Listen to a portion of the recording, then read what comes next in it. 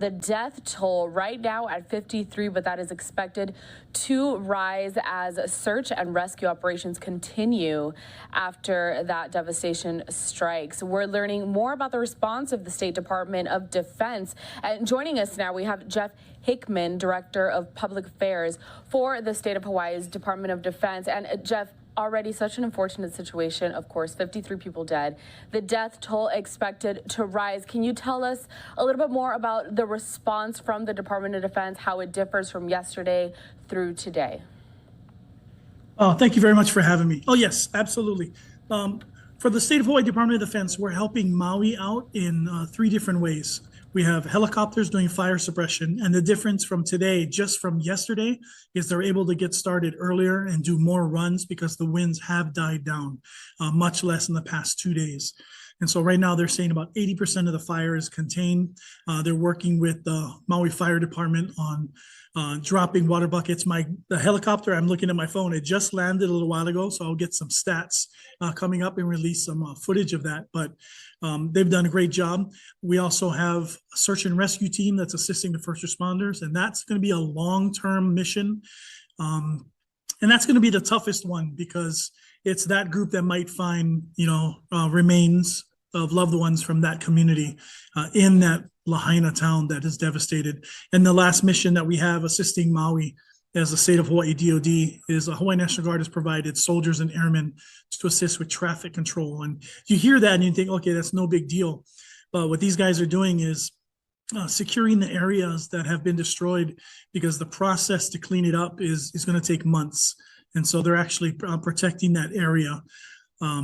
And they're working again with Maui Police Department, who's been working 24 hours a day. Just everybody there that's working so hard is exhausted, but they're doing a great job.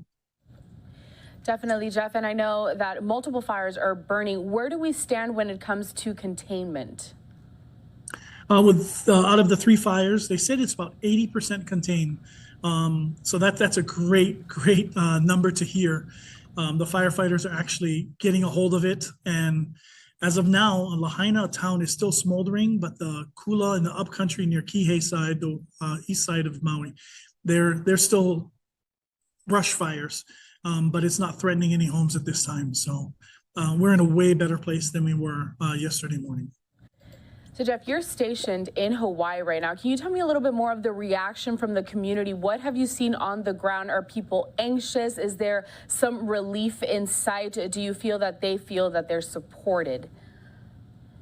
I feel it's a mixture. Some people who are inside of the fire zone, and they are running out of gas, they're running out of water. And so just getting them supplies is a challenge that Maui County is working with community organizations, and then all the way up local, state, and federal entities. FEMA is sending all kinds of people and all of their emergency support function teams to assist Maui to get the aid, the money, the resources, the information, communication, the basic needs back to those residents of Maui.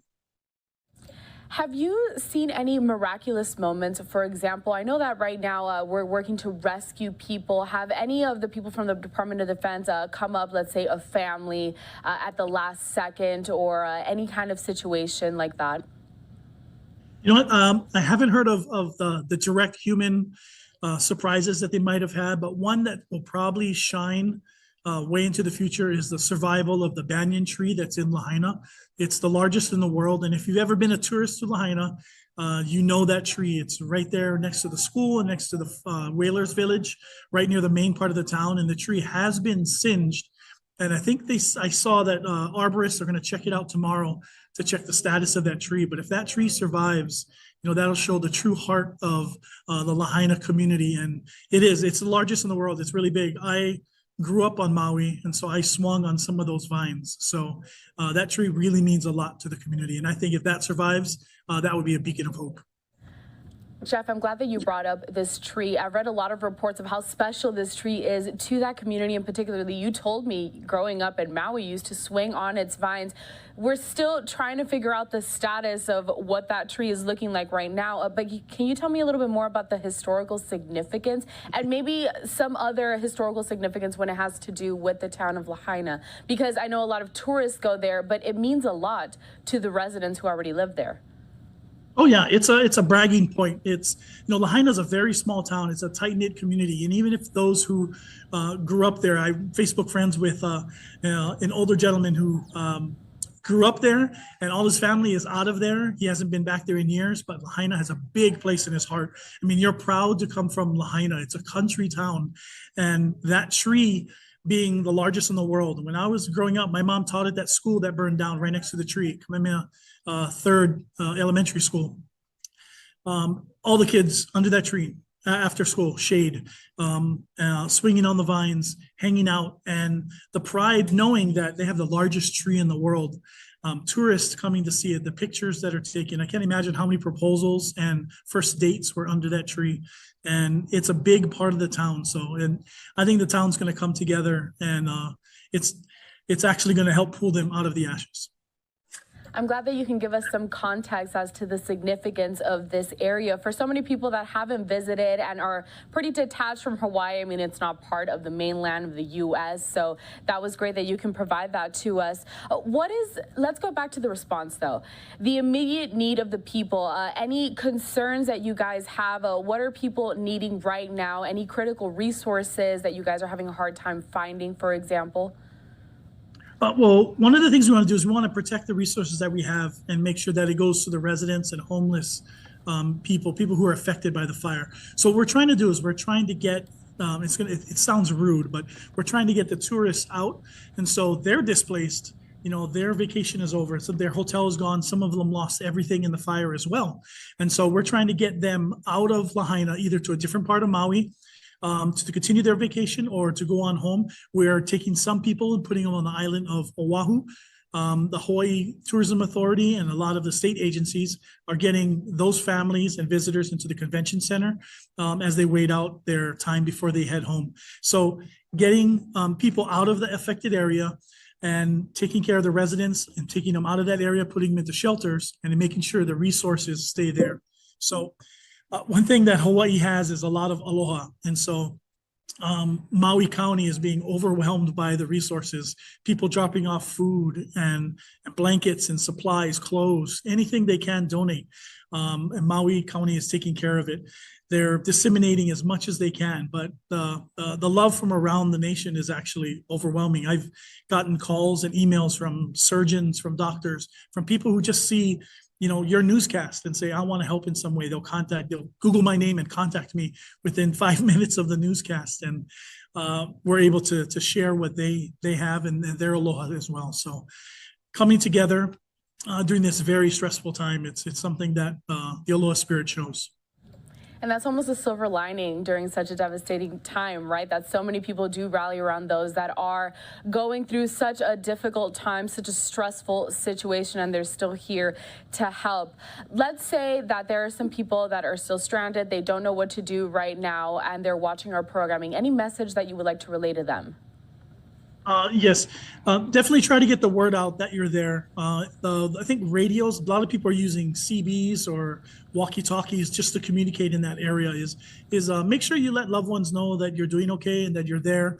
Let Maui County know, the officials. We have at the traffic control points, if you're coming from the inside, let people know you're there. Just share that you're doing okay.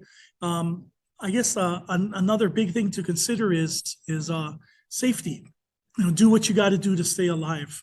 And that's the goal of Maui County and the Hawaii Emergency Management Agency and the National Guard is to protect lives. And so you have to do what you got to do to survive. And a lot of people did, people jumping into the water to escape, and then the Coast Guard picks them up.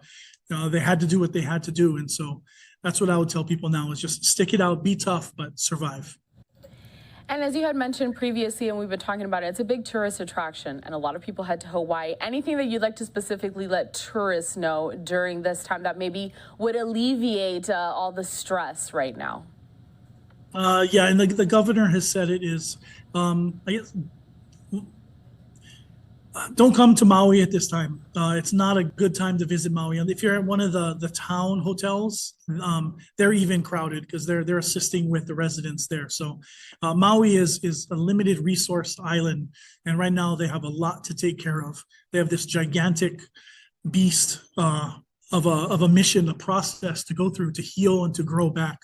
And right now it's not a good time to visit. I've seen video of people walking off the plane before it takes off, and people are just freaking out about it, but they're actually helping. If you're coming to Hawaii, maybe go visit another island. They're beautiful, and as of now, not all are affected by fire. But let Maui heal. Let Maui do what it needs to do.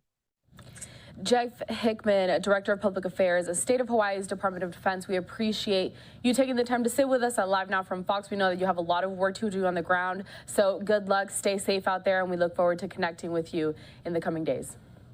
Thank you. Mahalo.